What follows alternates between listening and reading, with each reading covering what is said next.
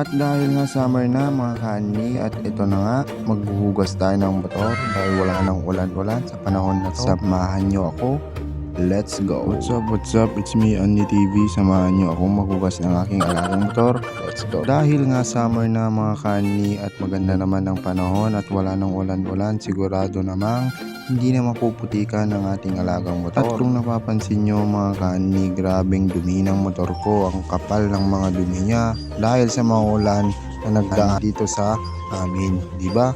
Putik lahat, ultimo tambutso, hindi mo na makita yung brand, Gava. At ito na nga mga kani, at ipapasok ko na ang motor ko. Oops, okay, Gava. At naipasok ko na din pala mga kani ang motor ko, at syempre hindi yan kompleto kung walang bula-bula sa motor mo. Okay, so bumili muna ako ng Joy mga kani para naman may shine ang motor natin pagkatapos maugasan. At hinugasan ko na nga din pala ang motor ko mga kani. Nakikita nyo naman, napakainit, ang ganda ng panahon ngayon. Talaga namang wala nang ulan-ulan sa panahon na to, kaya naman perfect na maghugas ng motor sa ganito, Gava. At tapos ko na nga din palang mahugasan ng motor ko mga kaani, at lalagyan na natin to ng Joy. At ito na nga mga kaani, at nilalagyan ko na ng Joy yung baldi para nga naman tanggal yung mga dumi na nakakapit sa ating motor. Ang Joy talaga ang pinakamagandang panglinis ng motor dahil tinatanggal nito yung mga dumi, basta ganun, Gava.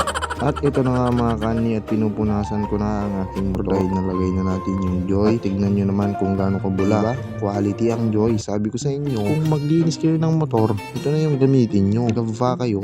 At tapos ko na nga din palang napunasan mga kani ang aking motor Joy. Tignan nyo naman kung gaano kabula yan. Yan talaga ang marirecommend ko pag maglinis ka ng motor, Gava na tolay. At binabanlawan ko na nga din pala mga kani ang aking motor dahil natanggal ko ng mga dumi. Napidan ko na din ng sabon at ready na yan, Gava. At ito na ang finished product natin mga kani. Kung siyang linisan, lalagyan na lang natin ng VS1. O diba, nagmukhang bago yung alaga ko mga kani, talaga vat.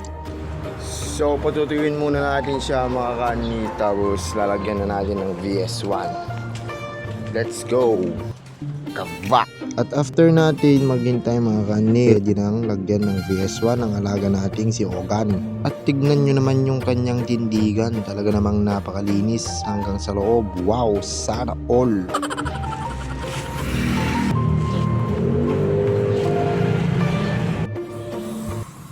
At habang nilalagyan ko ng VS1 yung motor ko mga kaani, si paring Anod nakikimarites sa camera ko, Gava. At ito na nga mga kaani, finally finished product ng ating car wash. Talaga namang wala kang makikitang alikabok, malinis yan hanggang sulok. Talaga naman, Gava. Hindi pwedeng walang montage yan. 1,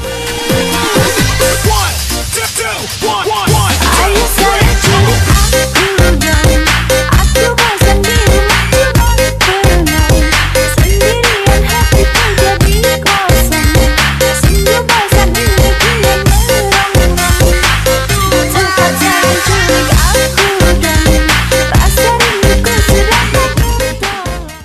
O diba, at hanggang dito na lang ang video natin mga kani. Thank you for watching. Hanggang sa susunod.